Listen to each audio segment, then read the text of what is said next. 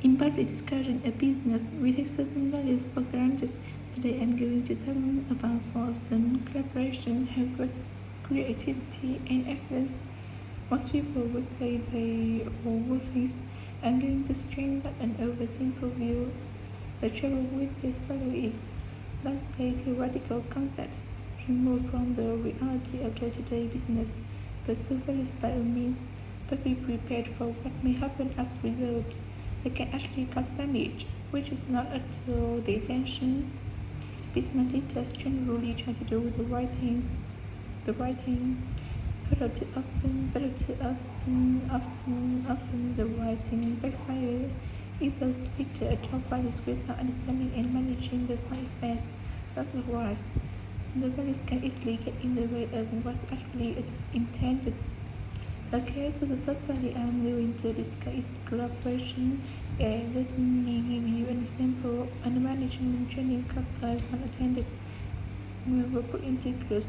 I had to construct a bridge across the stream using building blocks where we were given.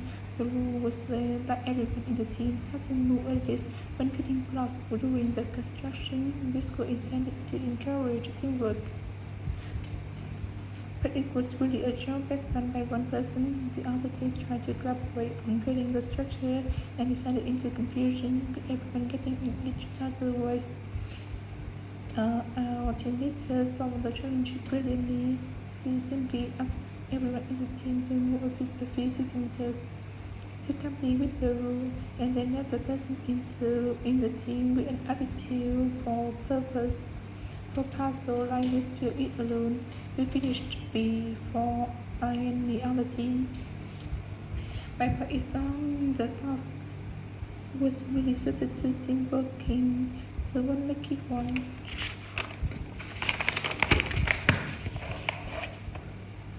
Team working can also lead to inconsistency, a common cause of puzzles. In the case of a smartphone that a certain company launched, one operator wanted to target the business market, and another demanded it was aimed at consumer. The company wanted both operators to be involved, so gave the product a consumer-friendly name. But market it to companies. The result was that it made the business the group. It would have been better to let one operator or the other have his grain of both. Non-industriousness or hard work. It's easy to mock people who say they work hard. After all, perhaps the running over in the wheel is working hard and getting nowhere. Of course, hard work is valuable, but only when properly targeted.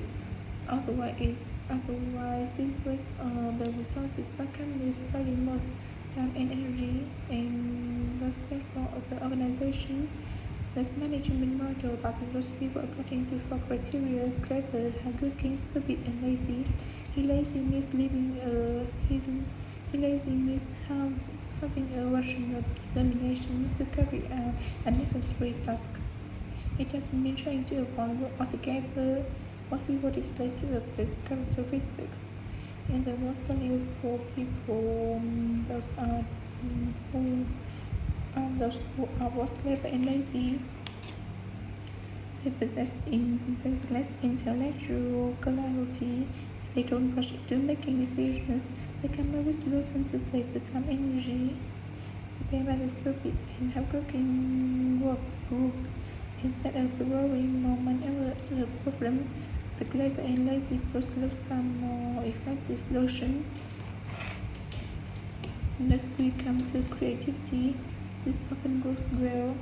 Creating an attention-grabbing TV commercial, for example, might lead to increased sales. But it isn't a way of everything. This happened a few years ago with the launch of a chocolate bar. Subsequent research showed that plenty of consumers remembered the adverts, but had no idea what was being advertised. The trouble is that the creator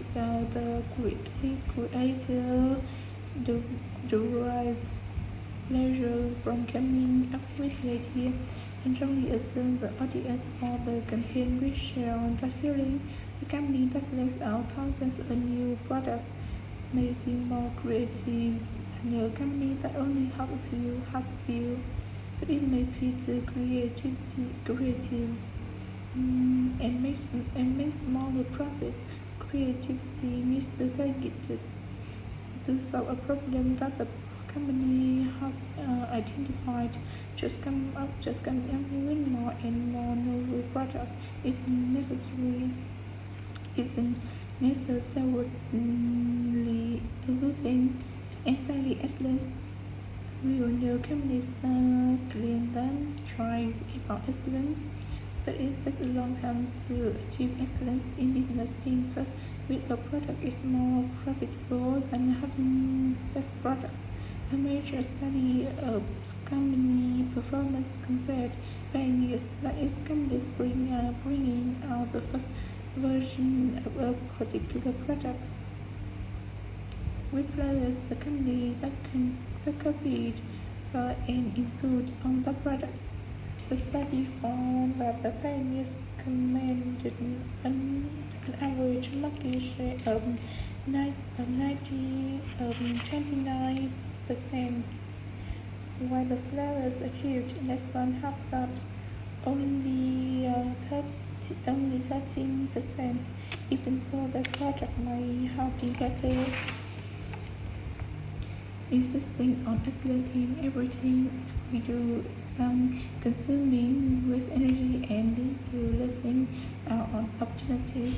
Sometimes second-rate work is more worthwhile. The excellence measure is excellence sounds like good approach to business, but the just get started approach is likely to be more successful.